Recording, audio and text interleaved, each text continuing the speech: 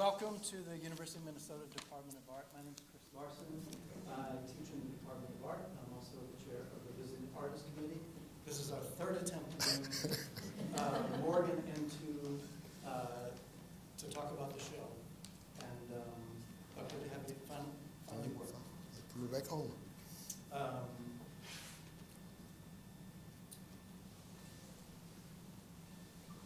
I have a long bio. As someone gets older in their career, their story gets longer and longer. And I think it's important to learn the story about Clarence and how he got to Minnesota, and now how he got to Chicago. So I'll go ahead and read the couple of bio. Just be quick.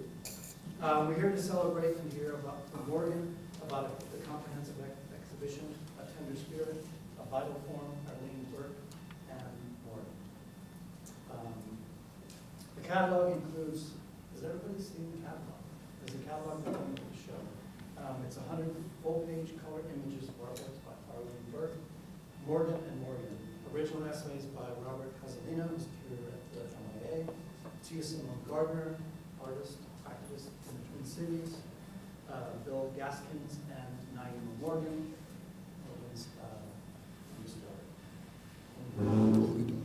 The exhibition catalog was made possible by a generous contribution from the Department of Art through the Harold Adams Fund. And I hope you can maybe that could be part of the story we have about. We talked about Harold Adams, retired physician, just met today.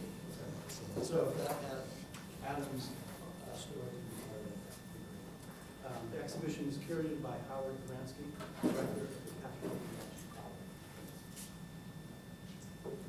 Morgan is an artist whose work comprises painting, drawing, printmaking, and occasional writing and curatorial projects. He's a native of Philadelphia, Pennsylvania, where he also received his formal education and art training. He was in Philadelphia as an art student that he met his wife for 40 years, Arlene Burke-Morgan, also a native of Philadelphia. His list of solo exhibitions include Rosenberg and Kaufman Fine Art in New York, Kidder Smith Gallery in Boston, Thomas Berry Fine Arts, Minneapolis, David Russ Gallery, Memphis, and the Morris Gallery and Pennsylvania Academy of Arts, Philadelphia, among many others. Group exhibitions in the painting, drawing, and prints will feature the American Academy Institute of Arts and Letters, New York, David Richard Contemporary, Santa Fe, and Walker Art Center, Minneapolis, and the Rochester Art Center, among many others. His work is in permanent collections of the Cleveland Museum of Art, Pennsylvania Academy of Fine Arts, Walker Art Center, Minneapolis Institute of Art, and Frederick R. Wiseman Art Museum, among numerous other museums, galleries, and institutions. He's received numerous grants, fellowships, invitations, and visiting artists such as places as Yale University, Oregon State University, Michigan State University, James Madison University, York College of Pennsylvania, Cooper Union, School of Art, Washington University, Cranbrook Academy of Art, Stanford, among many, many others. After completing his graduate studies at the University of Pennsylvania, Morgan moved south to accept a teaching position as lecturer in the School of Art at East Carolina University, with the intention of only spending a few years in Greenville, North Carolina, with his young family. He remained on faculty at ECU from 1978 to 1992, moving through the academic ranks to full professor. While in North Carolina, Morgan continued to make new work, teach, established a reputation in the southeast region of the United States. In 1984, Morgan took a leave of absence from his position at East Carolina University to accept a one-year appointment as artist in residence at the Minneapolis College of Art. He spent that year teaching, painting, drawing courses, and working in his studio. At the conclusion of his appointment, he and his family returned to North Carolina, where he resumed his teaching and academic responsibilities at East Carolina University. Morgan remained at ECU until he resigned in 1992 to accept a position from faculty at the Department of Art at the University of Minnesota. In 2004, he was appointed chair and served in the capacity from 2000 up until 2010. Since moving to Minnesota, Morgan's career continued an upward trajectory, receiving grants and major fellowships from the Bush Foundation, the Jerome Foundation, and the Knight Foundation, and Minnesota State Arts Board. In 2005 to 2006, the College of Liberal Arts Dean's Medalist at the University of Minnesota. The Dean's Medal is awarded to faculty noted for excellence in scholarship and creative activity. Morgan, since retiring, now lives and works in Chicago, Illinois, has a studio in the Manor Arts Building. He's closer to his daughter Naima, and son-in-law Claude, and his grandfather. He was also just recently picked up by Engage Projects, which is a gallery located in Chicago, and has a piece up now in an exhibition in Minneapolis. It's a pleasure and privilege to introduce Clarence Morgan. We're going to keep it casual today, so we can. We are going to go through the gallery and walk through with Morgan. Welcome back. Thank you. Thank you. Thank you. It's a surprise to see so many people here. I have a little short kind of introduction. Well, it's not an introduction, but to give you some context. And then we're just going to go into the gallery and we'll do a walkthrough. And as Chris said, we'll keep this very, very informal. I was speaking to someone a little earlier because now I'm no longer a professor, I'm Professor Emeritus, which is something like being an ex-con. I'm being reformed.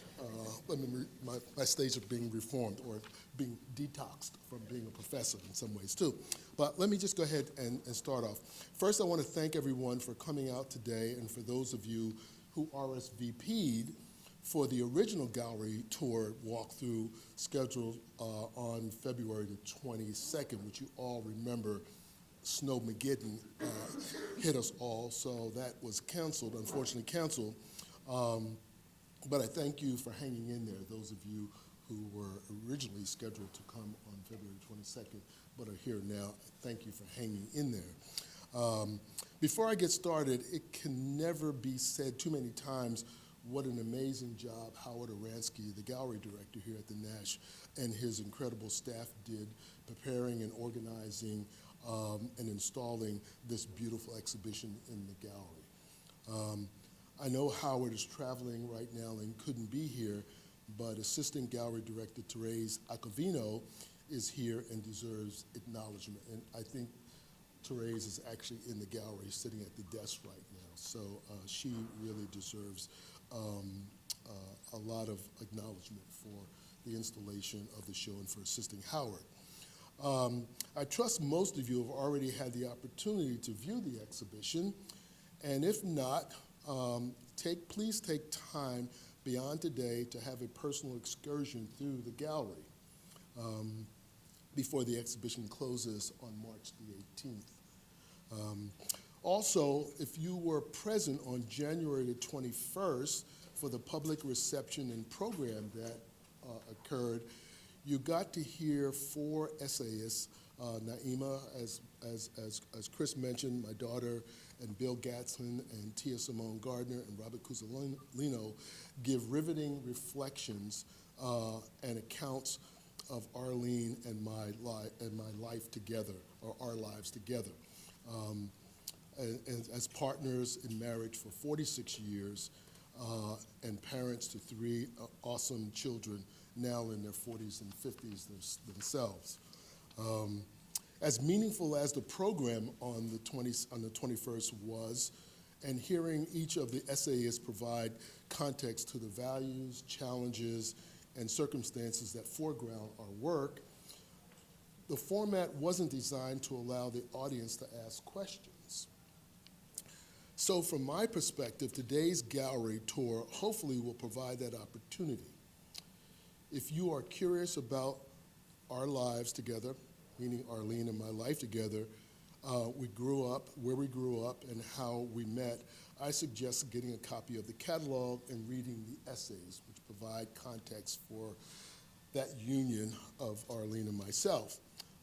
Therefore, I will not speak at length about those topics and direct more attention to the work in the gallery and the various transitions that transpired as we go through each of the gallery rooms.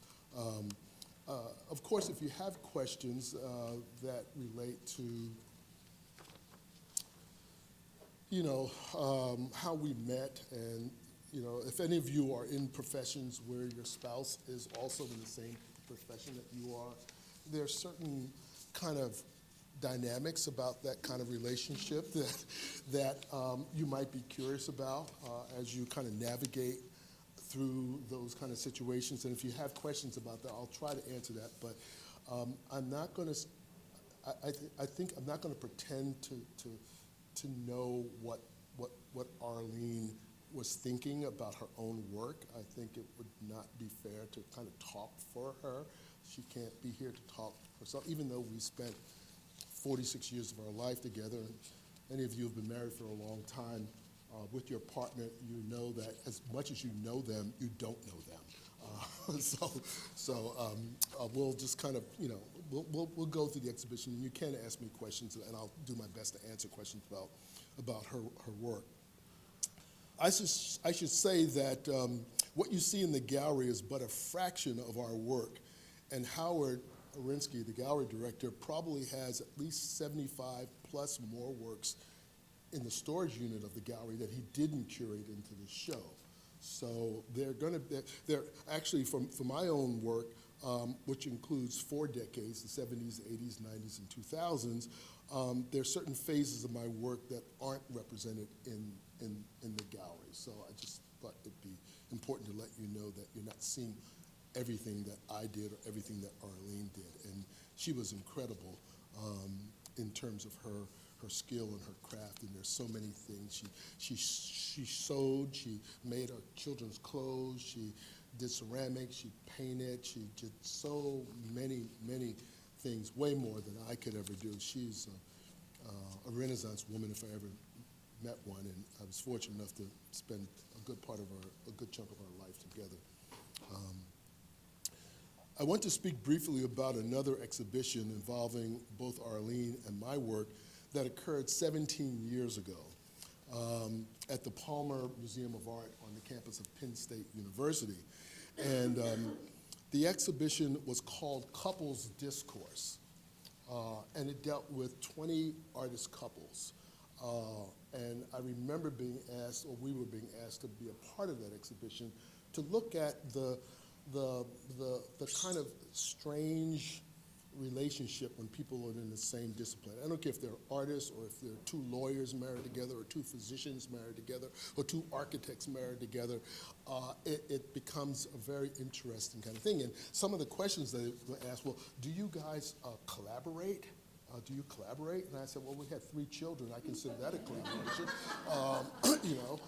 Do you critique each other's work? I said, no, there's not time for that because we're trying to talk about how we're going to pay the bills. So, but there's a lot of assumptions that people make about relationships, whether the couple are in the same profession or not. But the people that just make assumptions. And, but anyway, that exhibition was called Couples Discourse. And when we get into the gallery, I'll pass this around and you can leaf through it. And there's most of the people here are more famous than I am in this, but I wanted to read from you just something from the curatorial forward that relates. Max Kozloff and his wife, and Bryce Martin and his wife. So the curatorial forward, just going to read a little short thing. The light is here, it's crazy. It says, Couples Discourse was and is intended to be a love letter to the couples who serve as a great role model for me as a young artist, graduate student, and faculty wife. And I'm just going to stop there because I think the exhibition, hopefully, is not only about two artists who happen to be African American who raised family together, but it is also a love story. And I think you don't hear that word spoken a lot in academic institutions, the importance of love in any relationship. And it's a relationship between partners, a relationship between mothers and fathers and daughters and sons. Love is really a kind of central theme here. And being married 46 years, I was thinking about this earlier. I said, when that union happens between two people, it's never the intent for one of those people to absorb the identity completely of the other. They need to remain two individuals that come together to make that strong bond. And as much as Arlene and I share so many things together in our life before she passed, we both were individuals first, and we always respected the individuality of the other person first. That helped the union to actually stay together. I come up with these weird analogies all the time. So, I don't have any shoelaces on, but I said, when you try to tie your shoes, you have two separate things, and the knot only holds together when the two things are really joined tightly. If one of those strings are not, then it comes loose. And relationships are very similar to tying a knot in a shoe, that those two things have to be joined tightly together so that knot will stay whole. So I think that's kind of a metaphor in terms of how we look at it. But they start off as two separate strings in some ways that are coming together. So with that, I think we should go to the gallery, and I want to say that I'd like to keep this very informal. As I see it, the flow of what happens in the gallery is going to be determined by your questions, because I don't have an agenda. So your questions will dictate where we go and how much time we spend, and I will do my very best to answer your questions in a very, I guess, I'll just try to be as honest as I possibly can. There are certain things that I do in terms of my own work that I don't really understand, and I know, working with students for so many years, I think there might be a perception that an artist knows everything that he or she is doing and why they are doing it and what the meaning of it is. I don't believe any of that. I think sometimes it's about impulse, and it's about speculation, and it's about risk-taking, and it's about not being afraid to fail. As I used to tell students, failure is not fatal. So we learn more from our failures than our successes, I think, although the world doesn't tend to agree with that, but I've failed a lot, and I think it's through those failures that I've gained some recollection of who I am as a person. Is through the failures, not through the successes. I'm very interested in the things that I don't know more than the things that I do know, and I don't know very much at all. I don't. I don't know very much. Can you just say where the catalog is available? The catalog is available. I've heard stories because I got free copies myself, but I heard that you can get it on Amazon. I did see it's available on Amazon. Somebody in Philadelphia said they ordered it through Target store. The University of Minnesota Press, who didn't publish the catalog, but they are the distributors here. You can get it from the University of Minnesota Press. And I believe, Nick, are there catalogs available here? Howard had some. I think at Kaufman. At Kaufman. I think you can buy it at Kaufman. Okay, at Kaufman. So those are the places where I think, and also Wet Paint has copies of the catalog over on Grand Avenue. So you can get copies there too as well. So let's all just kind of head over into the gallery. Okay.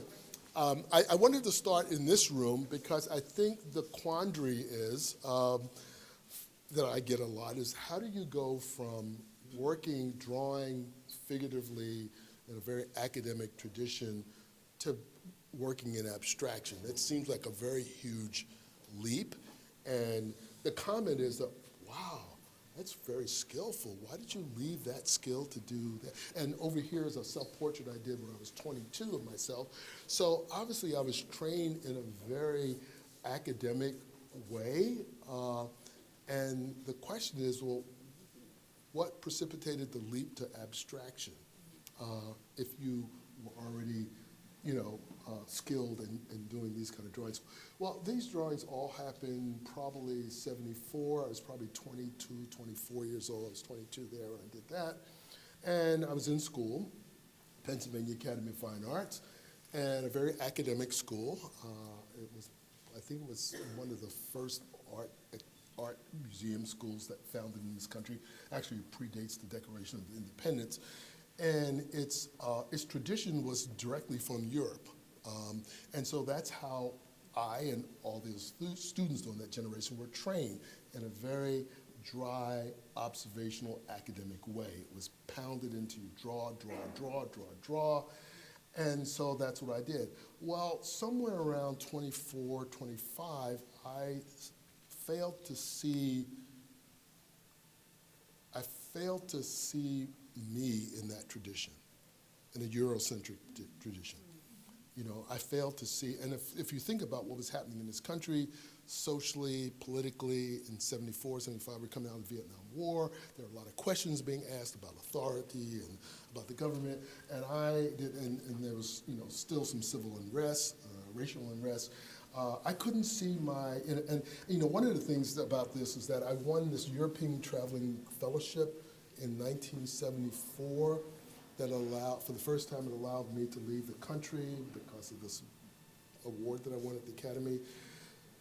Rome, Florence, Athens, Madrid, Barcelona, Nice, London, Paris, Morocco, at 24 years old. And so I came back and I was on fire because I had seen the great things in the Prado and the Uffizi Gallery and Vatican City. It was just incredible. But I didn't see myself as an African American in that tradition. And so I started to ask myself, okay, so what am I looking for? And what I was looking for was freedom. Freedom from a tradition that didn't include me. I wasn't that interested in abstraction, but abstraction seemed to be the one place that allowed me to be myself, coupled with what was happening musically in terms of jazz. Back then, the kind of spontaneity, intuition, some of the great jazz musicians. And so I think it was through that I was kind of drawn to the freedom that abstraction allowed one, as opposed to the very disciplined way of drawing. So I kind of backed into abstraction, not because I liked the work of Jackson Pollock or Franz Klein or Robert Melville. I thought all that work was fraudulent anyway. They were just throwing stuff around, stuff like that. But freedom was something that interested me a lot. And the language of abstraction offered, at least in my young age back then, freedom. Freedom to express myself. And also, truth be told, I mean, when you make an abstraction, you can't do anything wrong. It's just a matter of interpretation, but you can't do anything wrong. So that's why I wanted to start here first to kind of explain, well, why did you go from that and that to what you're doing now? And, that's the reason that I can honestly say, and I didn't know all that at the time, but in retrospect, this is what I've come to kind of believe that I was looking for. I was looking for a voice that was more authentic to who I was as an individual as opposed to a tradition. But the training that I got was very useful, it was very helpful. It provided discipline, I think, for a young man, and skill for a young man. But I think, if all that, I just tell students, if all that you have to give your artwork is skill, your creative imagination is going to starve, okay? Because skill alone, you have to be curious, there has to be some other things in it. Skill alone, and I don't care if you're a musician or anything like that, if all you have is skill, that's not going to be enough, because you need to be curious, you need to have an imagination, and sometimes we don't, teaching for 40 years, sometimes that gets overlooked, because we're teaching skills all the time, and I think we need to kind of open it up a little bit and ask students to kind of look inside and be a little bit more reflective of themselves, which is, you know, because it's risky. You know, when you're dealing with anything emotionally, it's risky, you know. But we have to be open to taking those kind of risks. But, you know, can't stand on skill alone. Let's move it here. And again, this is going to be questions. This is going to be your questions. So as we move into this next room, I would like to hear from you, because judging by the look of the audience, there's some very smart people here. Some incredibly smart. I mean, you look smart. You look very smart. Look very smart. So you can start by asking me questions about what you see in this room or what you think you see in this room, and we can kind of proceed from there. Oh, I just want to point out there's a very good painter here that I'm keeping my eye on. She's walking right by me right now. Yeah, let's open it up. And I appreciate the faculty that are here, my colleagues, people that I've worked with for a long time. It feels like coming back home to some degree, but yes, Matthew. Ask a question. Yes. I'm wondering if you could talk a little bit about experimentation and when an idea that maybe seems quick or casual, or I just want to try something, can then maybe become a main path or a main road, or even if you want to point out specific examples of where you tried something for the sake of trying it, right? Or how you approach experimentation. Good, of course. I expect good questions to come from you. You know, words like experimentation, intuition, spontaneity, all those things are good. I tend to, and I'm going to skirt around that question a little bit, but hopefully I'll come back to it. I don't work from preconceived and predetermined ideas. I think ideas are overrated. And I get this a lot from students, that they kind of think that they have to have an idea first before they do something. I don't prescribe to that notion. I think we forefront thinking over feeling too much. So I think when I make a work, and we can call it experimentation, I just put a mark down and I try to see where that mark wants to go, and then I'll add to that. And I'm never afraid to fail, and that's a big part of experimentation, whether you're a scientist or not, that 99% of your experiments fail, you know, but it's that one that catches on. So I would say that experimentation, I mean, if you talk about experimentation, you have to talk about failure, too. And then when you talk about failure, you have to say, well, you know, then what are your successes? The relationship between failure and successes. And I don't try to break that down into component parts. That with anything that you see that you would consider a success, it is predicated on the failures that happen within it, and then learning how to kind of be comfortable with the failures and familiar with the failures. Now, there is this thing about repetition, which you'll see both in Arlene's work and my work quite a bit. Experiments, usually you try something over and over and over and over again. So repetition becomes very, very important. And you know, as a teacher, you know, and again, I know there might be some students here, so I'm not really crashing on the students, but students will try things 1 or 2 times, and then that's it. I just don't think you can do anything and learn anything from trying it 1 time, 2 times, or 3 times. If anybody here play a musical instrument? Okay. And you know, repetition, repetition, repetition, repetition, repetition. That's the only way you get to know something. Anybody can sit down on the piano and hit a note, but they can't, that's not music. It's what happens after that becomes music. So I think the more you do something, I think then you get comfortable with the failures. And then out of that, you know, there's a lot of my work that looks very chaotic, but I think if you repeat chaos enough times, it turns into its own order, and it finds its own equilibrium. So I'm not afraid of chaos. So, well, what's the first mark? I said, I don't care what the first mark looks like. I never care what the first mark looks like. I don't even care what the second mark looks like. I know if I keep making marks, it will find its own equilibrium. And so it's the doing of it over and over again, and not judging every cotton-picking thing that you do. Is it the right mark? I listened to somebody from Yale University who taught creative writing, and he said students spend too much time racing out the wrong word. You know, they write and then oh no, that's not the right word. Don't just write.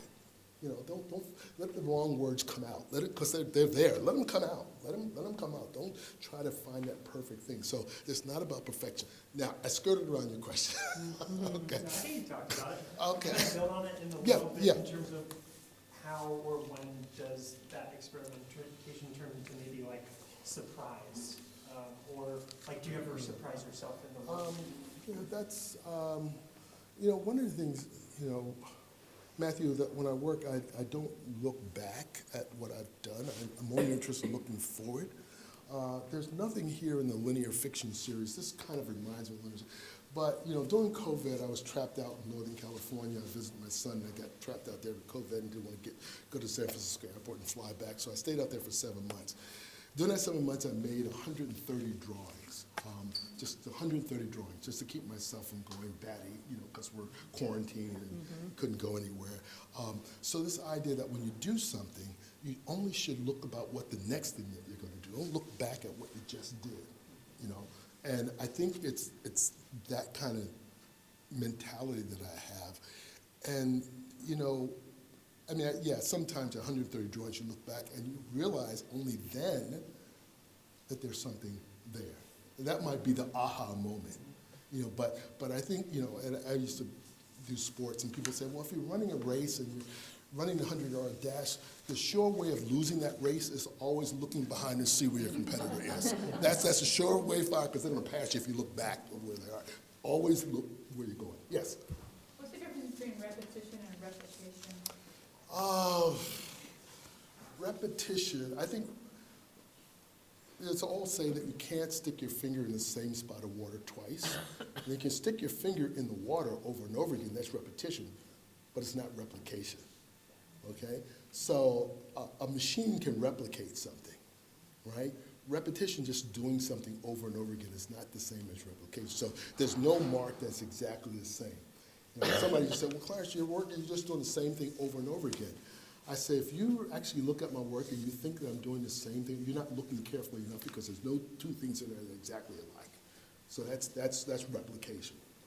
But I do repetition, but not replication. So that would be my response to that, because it's not the machine. Jenny, you teach printmaking, and Drew, you teach printmaking, so I mean, that would be a good question for those of you who work in printmaking, the difference between repetition and replication, particularly if you're doing. You work in printmaking too. Well, I have people, but additions become replication, right? Am I correct? Yeah, become replications too. So, but I don't think there's any prints here. No, there are no prints here. They're all hand. We saw them in the High Point show. Yeah, in High Point shows, yeah, too.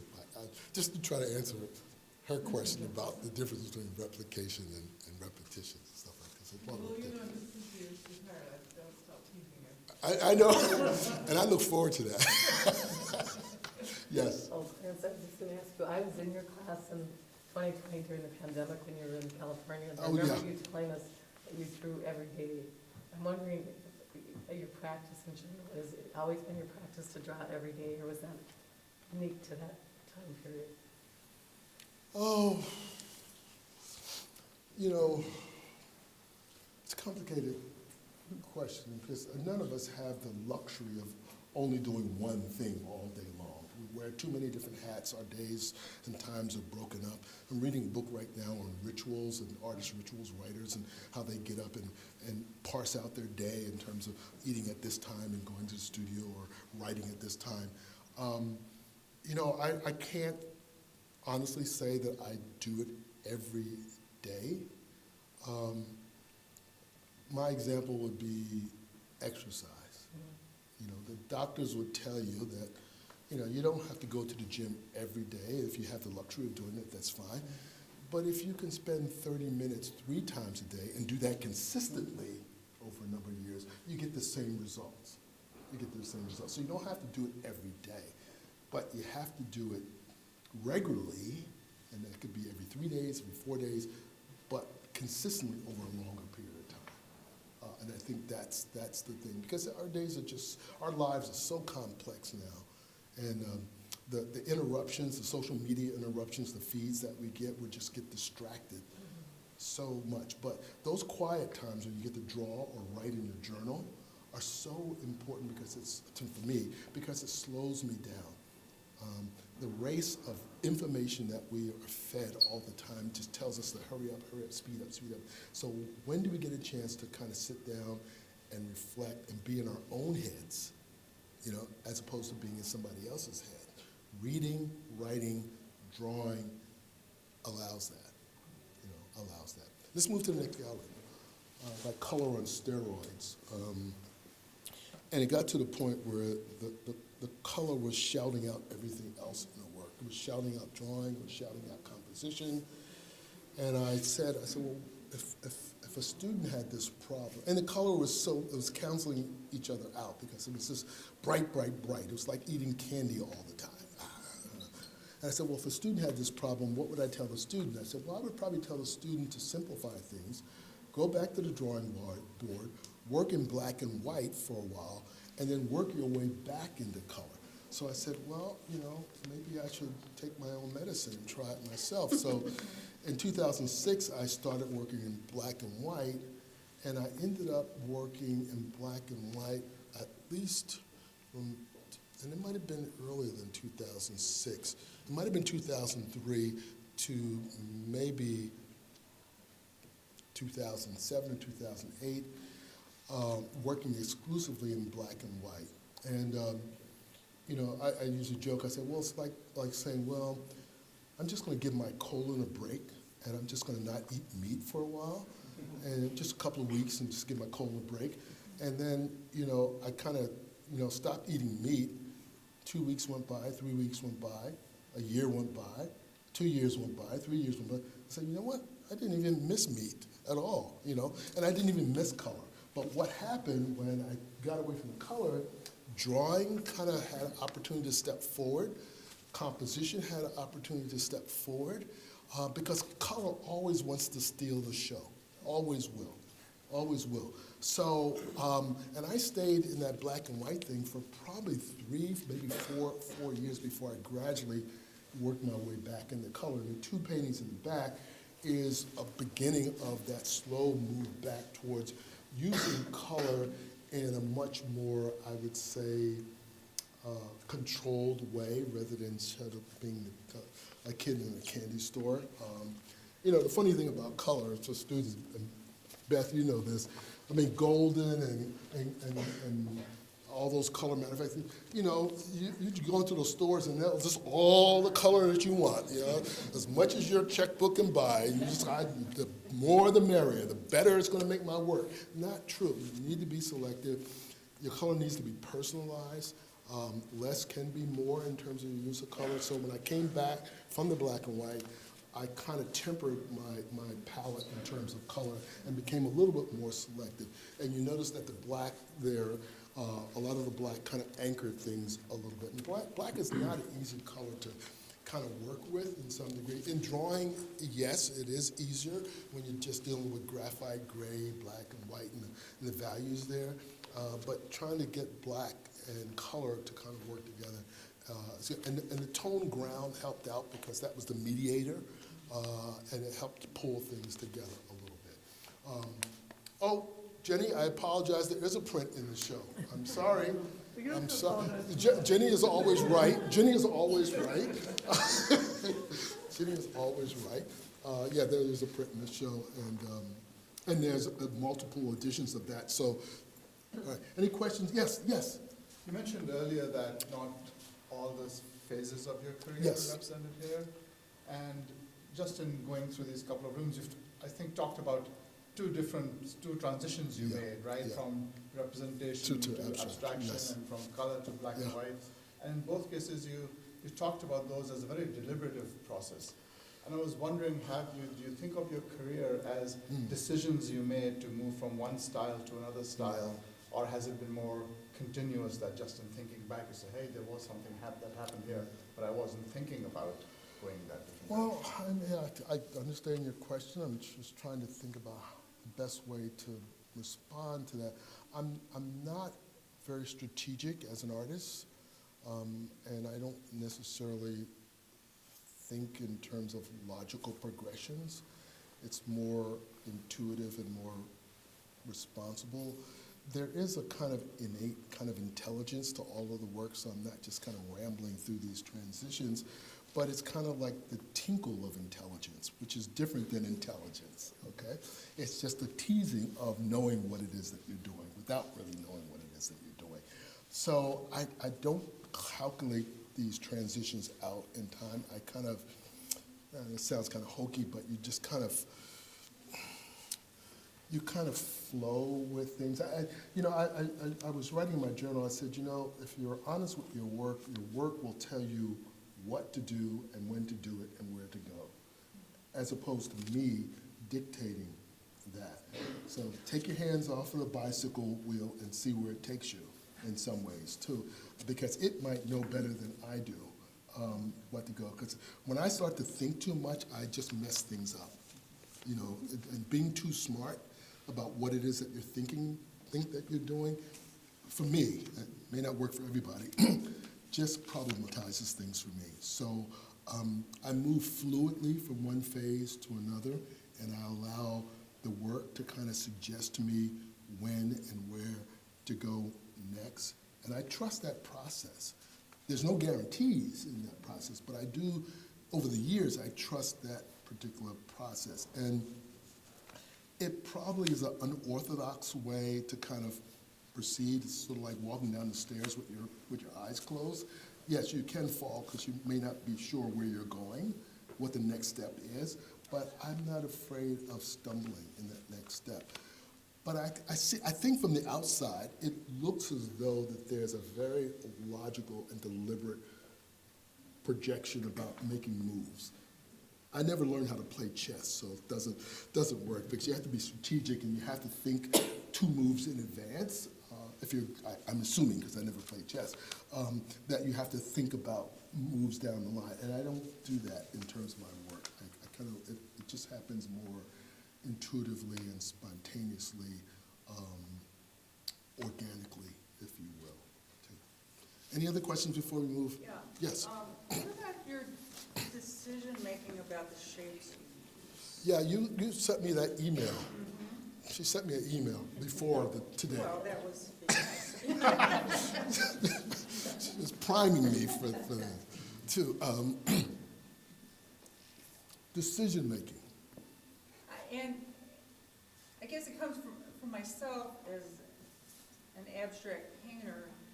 I'm trying to come up with shapes that are interesting and pleasing, but not associative and not loaded. And I mean, I can kind of see physically how you're creating shapes by putting these other shapes together. But how do you decide that this is one that you're gonna hang on to and multiply? Well,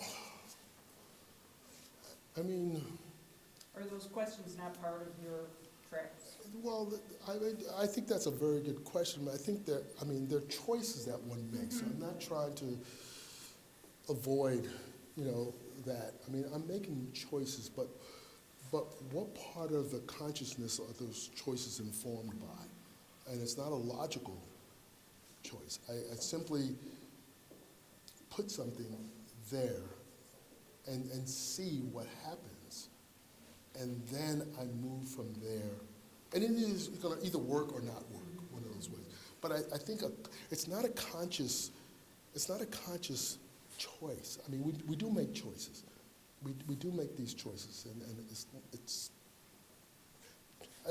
the difference between the word choice and decision, I don't know the semantics between the two. Well, you choose. I mean, at some point you say, well, do I want a round or square or straight? But what if those choices are just determined by a hunch?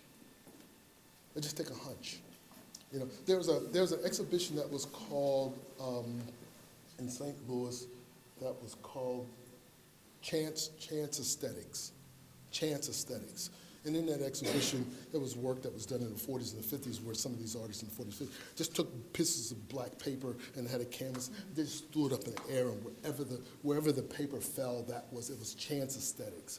There's a lot of chance in these decisions and these choices. And sometimes it doesn't matter because, like I said before, if I put a shape down and trace it and paint it in, it's chance. It's there by chance, not so much. You know, so there's choice, and there's decision, and then there's chance, and then there's chance. And I tend to favor it's chance. You know, sometimes people say about the color. Like, well, sometimes I go to the table, and I say, what color should I make that? And I pick up this jar, and I open it up, and I go, it's dry. Open that up. If I put a little water in that, I go, yeah, this will work. And then I do it that way. So is that chance, or is that a choice? You know, and I don't want you to go away with the feeling that I don't take my work seriously, but at the same time, there's a lot of chance involved in it, and I trust the chance, and like that exhibition called Chance Aesthetics.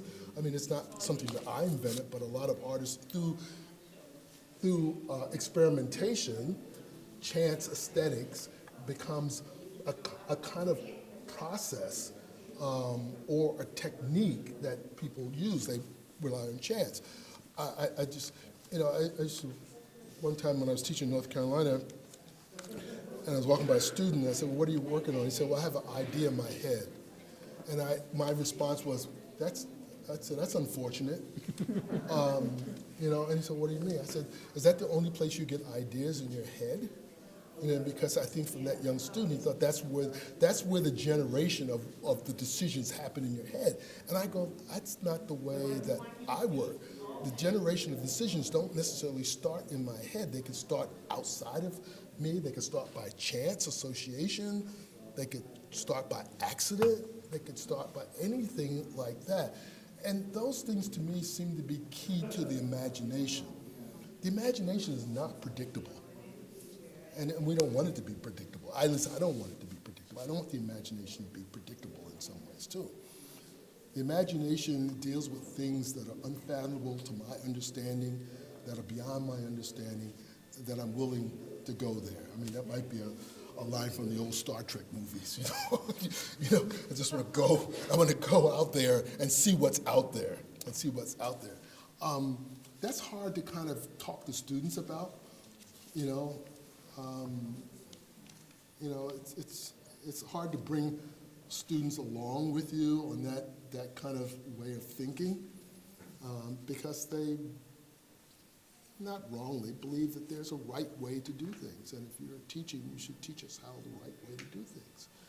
And, you know, and I go like, you know, it's really, you have to find your own path in some ways too. So I'm just kind of moving into philosophy about my art too. But I think the good question about choices, decisions, and chance in abstraction. Choices, decisions, and chance. When do you make a choice? When do you make a decision? And when do you do something by chance? And maybe they're all interrelated in some ways too. But if you're fearful of that, if you only can make a shape if there are guarantees that it's going to work, that sets up a whole another level of problems, or not problems, but challenges for you. You know, and I don't worry about whether it works or not, or whether someone will like it or not. Not that you do either, Beth, but in a sense, those are things that lie outside of my interests in terms of whether it works or whether it's acceptable. You know, Howard came to the studio, he picked out 200 works, which only 100 are here. Probably 100 by me, 100 by Arlene, and a bunch of this in the story that he didn't show. You know, who's to say that everything that I did here is successful? Certainly not me. This is just evidence of what I've just done. Howard made the decisions about what to put in based on what would work well together. But in terms of, you know, what's good, what's worthwhile, I don't have time to do that. I just make the stuff. I just make it, you know, and just move forward, you know. I'm planting the seeds, and if the sun doesn't shine and the rain doesn't come, nothing's gonna grow. But, you know, I just plant, my job is just to plant the seeds. I can't control the rain, can't control the sun. Plant the seeds and move to the next field, you know, and let everything else, leave the rest up to nature, you know, to happen. Let's slide down here. Some of those are drawn shapes that are, and I should explain this, some of them are drawings that when I was teaching here, I took down to the XYZ lab. We have a lab down here that has a laser cutter and a CNC router and some 3D printers, and I've had the technician down there scan those drawings, turn them into vector files, and cut them out of thin masonite on the laser cutting, and I use those as templates, and I draw those around. And sometimes I add and overlay the templates to get other kinds of shapes out of them too. But again, you know, it might be, you know, I'm trying to see the question that somebody asked about the difference between repetition and replication. I'm trying to see if any of those shapes are exactly the same. I try not to. They're variations, like the term like variations on the theme of Paganini. You know, variations. The theme is the same, but you have variations on the theme. So, you know, but that's how they're made, with those cutout shapes and templates. And that's about as far as I get with technology in my work. Have somebody else kind of do that, and hopefully the university still allows me to bring drawings that I can scan and create these new shapes out. But that's basically what it, and I just invent those shapes. I was reading something the other day in that catalog. Beth, who did you give that catalog to? Oh, it's over here. Okay. Yeah, somebody made reference. I mean, I had people make reference to the shapes looking like they're biological forms or their sexual forms or anything like that. And I just simply, I don't necessarily, I'm not interested in making shapes that are already in the world of people, places, and things, you know? So I kind of invent these shapes, these nonsensical shapes, these kind of blob shapes, if you will. But I think, and not that I think of them as beautiful, but I think like things that you find in nature, the organic stones that you might find, or pieces of wood that you might find that have this kind of history to it that shapes the coloration and the different things. I just make these things up, and you know, it's hard to really explain, because I know it must look like there's got to be a plan, there's got to be a blueprint, there's got to be a matrix, there's got to be, and no, it's just, you just make it up. And why don't people believe that? Children believe in making things up all the time. Why, when we get to be adults, why do we not believe that we can make things up? The world tells us, you can't make things up. Why can't you? Why can't you? Now, of course, if I'm getting on a plane, I don't want the pilot to make, you know, or if I'm getting knee surgery, I don't want the surgeon to make things up. I want them to know exactly where they're going, what they're doing, stuff like that. But in the arts, I mean, it's, you know, I tell students that, well, if I do something bad, you know, people are not going to drop dead if I make a bad mark. Planes are not going to fall in the sky if I make a wrong move in a painting. It's just a painting. You know, don't make less of what it is and don't make more of what it is. It's just a painting. You know, people, well, what's the meaning of your work? I go, you know, I'm not quite sure that that's an appropriate question, because it deals into what we believe that, for me, that the primary focus of art is to communicate. And I don't disagree with that, but not all art has that as an agenda, to communicate. Communicate what? To whom? In what language? You know, we don't, as long as we speak different languages. So in a sense, if I'm doing a painting and the painting is speaking the language of Swahili and you speak Russian, we're not communicating, you know. I mean, there are utterances that we see, but we don't understand what it's saying, and I don't think that's problematic. Leaving it up to you to come to work and have a sense of wonder, We've lost the sense of wonder. Our world is, we're just so crammed with other stuff that we've lost the sense to dream, to imagine, to have a sense of wonder. And I say this at 72 years old, which is kind of like, okay, yeah, I need to get back to having a sense of wonder. I've lived long enough and believed in certain ways of doing things and seen the outcome of those kind of beliefs not really work. Not really work to some degree. So let's try something else. Whatever time we have left, let's wonder, let's dream, let's ponder, and not be so fearful, of what it is that we don't know. There's certain things that we just don't know. We know what clinical death is, but we don't really know what death really is in some ways. We know what clinical death is. There's some debate in who and what a God is. And love is one of the most mysterious things in the world. There's no way that people definitively can define what love is. And art might be one of those things. Thank God there's some things that remain mysterious. Thank goodness. Yeah. So this issue of communication, I think we get tricked up thinking that communication somehow has to be verbal. Yeah. And there's always communication when there's a visual image presented. That's right. There's no such thing as a painting about nothing if it was done by a human being. Right? So yeah, we do get caught up thinking that all communication is verbal, but it's not. Sometimes it's instinctual. Anybody that has delivered a child kind of knows that there are kind of instinctual kind of communications that happen between a mother and a newborn, even before they're born. That's nonverbal. But there's still this notion that a painting has to be explicated through words. Yeah. I think that's where there's a mistaken notion about what. That's what this place does. Yeah. That's what it teaches. It's kind of like jazz, where at the end of a concert, we don't go, what does that mean? We don't go, and as I mentioned that someone asked Dizzy Gillespie, they said, well, how do you explain jazz? And he says, if you have to know, if you have to ask, you'll never know. If you never know, So, but we do. I mean, we can ask the questions, but we're not responsible for always coming up with the answers.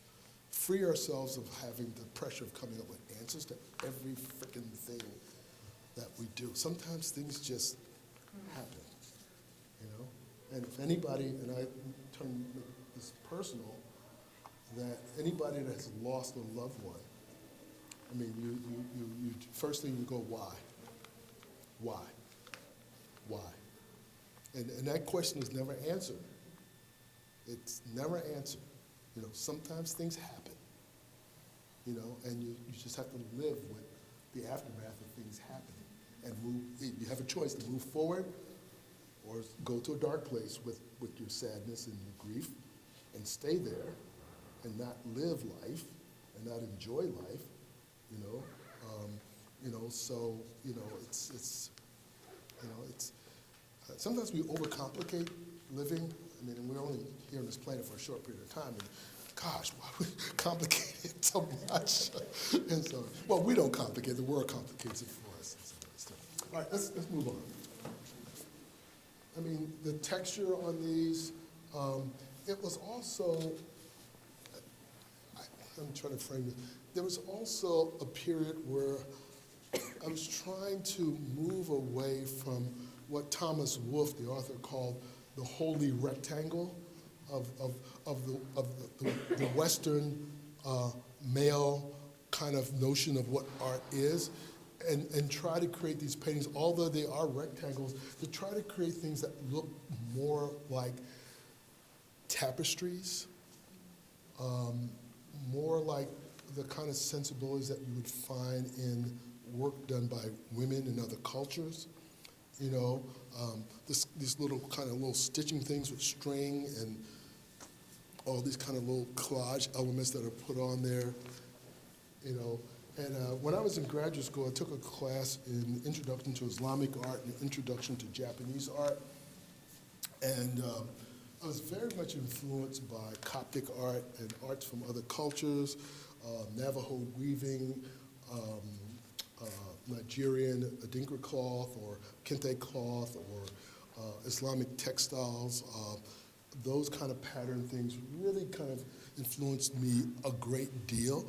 And again, an attempt to move away from a purely Western canonized aesthetic to something that might be more universal and not so much European. So the idea of patchwork quilts and things of that nature, I think I was affected by that. But you know, these kind of, you know, free-form brushstrokes and things of that nature, I seem to be, you know, and you know, it's you know, you just make stuff up. You get what does these numbers mean? I don't know. I don't know what these numbers mean. And you got a little collage thing, a little stamp. I think when I got out of graduate school, I cut the Jansen's art history book. I cut all the saints out and collaged the saints in different kind of paintings and things like that. So, you know, it was just, I think I was rebelling without knowing that I was rebelling against something, you know, and, you know, I look back at I haven't seen these paintings since they were in the show in a long time.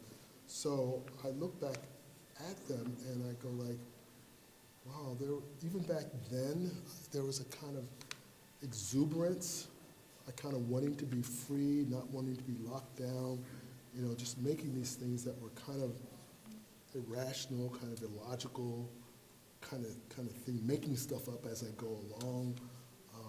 That I was very comfortable with that.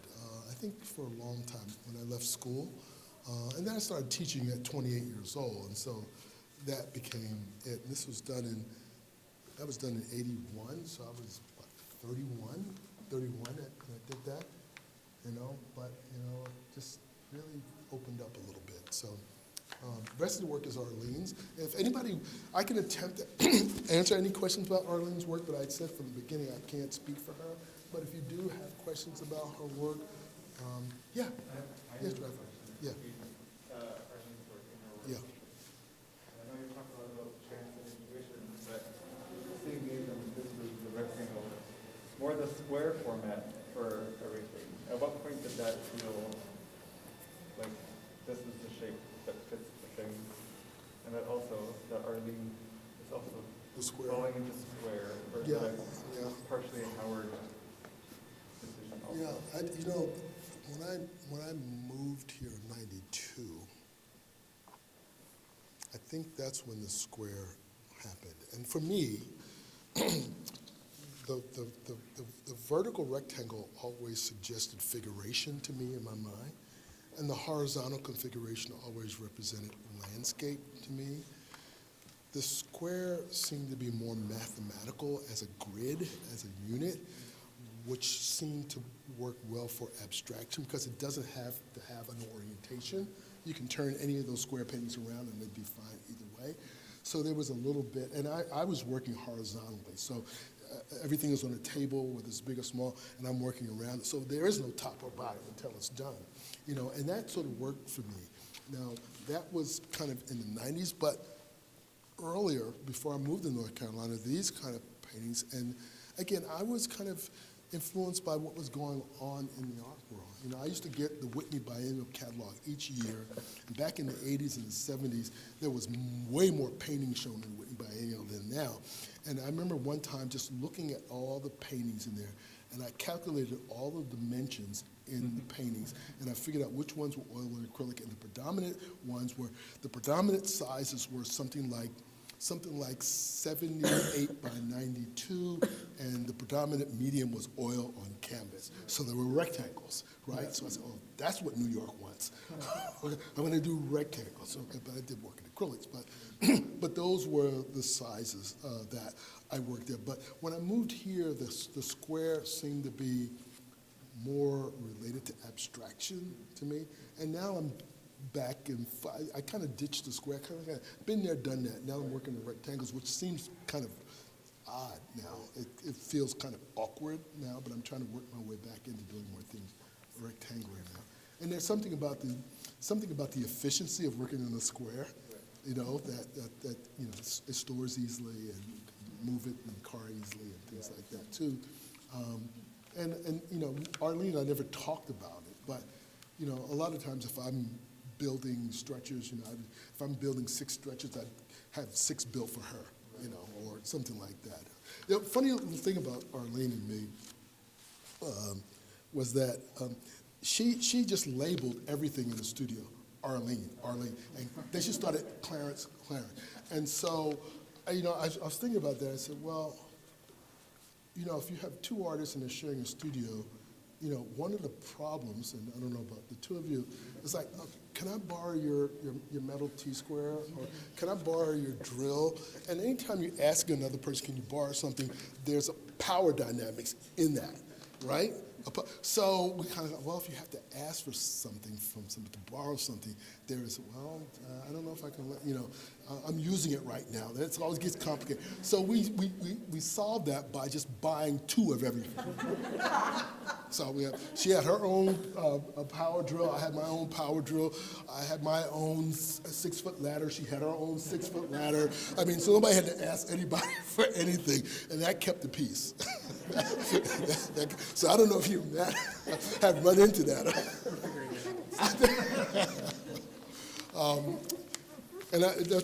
Maybe we'll see how much time you have here. We have a little bit more time. This is a very interesting room because, as I mentioned before, and this was done in '76, and my interest in Islamic art was and my interest in, you know, Navajo weaving and other kinds of, you know, work from other parts of the world. And so these seem to come out of that interest, both African, possibly Egyptian, maybe Coptic, like in Ethiopia, or in other cultures. So that's where those kind of things kind of came from in that sense. And these were done in '76, so I was 26 years old. You're 26 years old, and that, and what was the date on this? 75.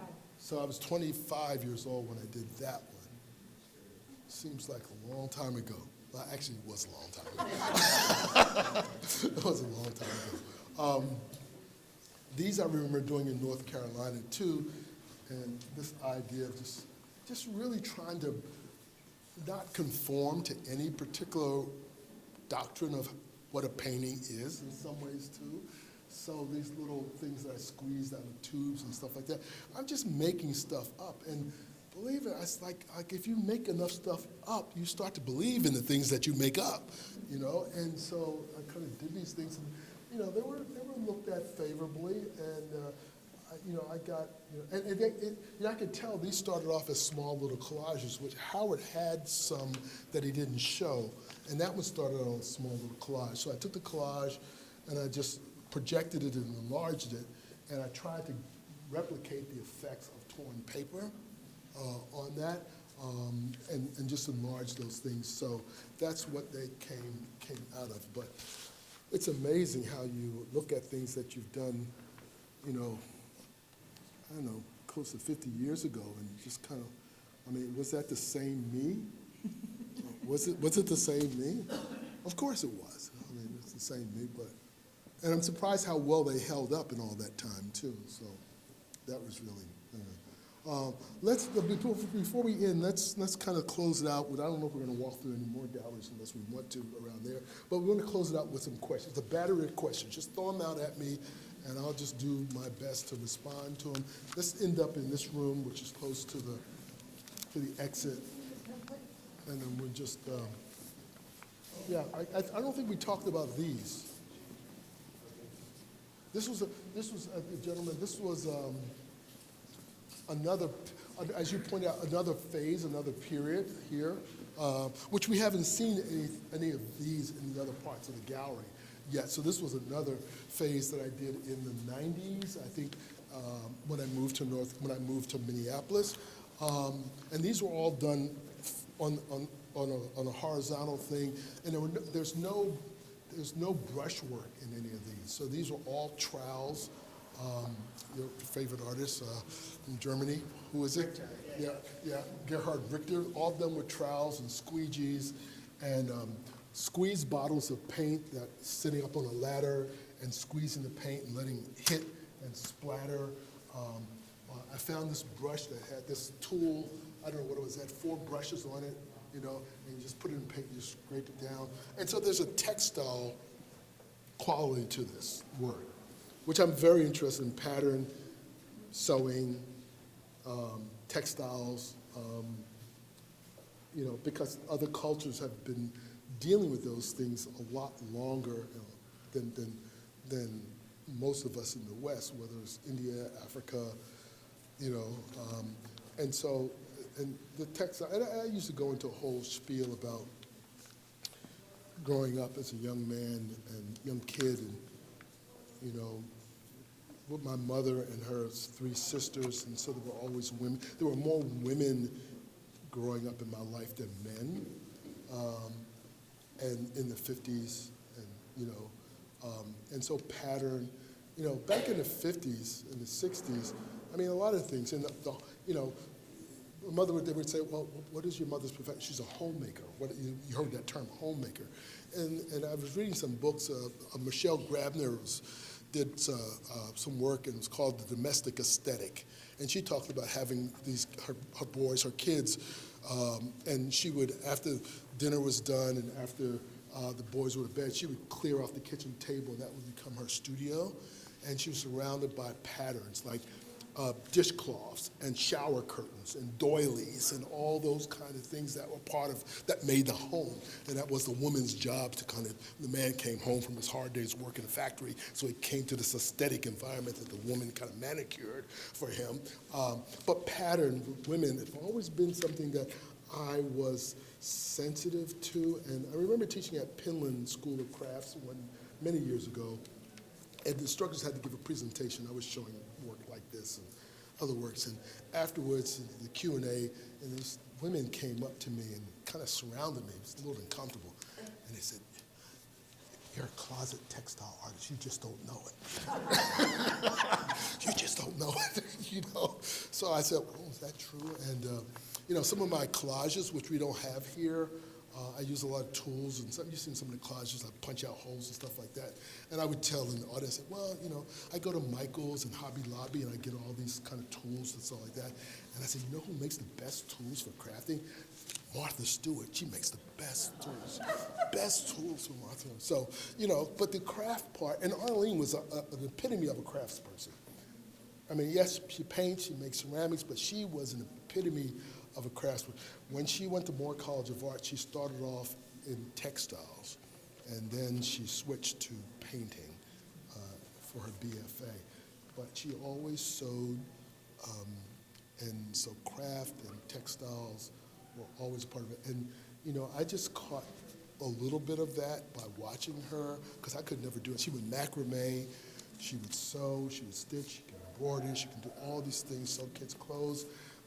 And I could only admire that, but she had just a wide range of things. But I think some of that spillover affected me in some ways too, because I mean, the textile part, you know, is strong in my work and has been strong in my work, and you know, it just manifests itself in different kinds of ways too. But that was something I never did shy away from.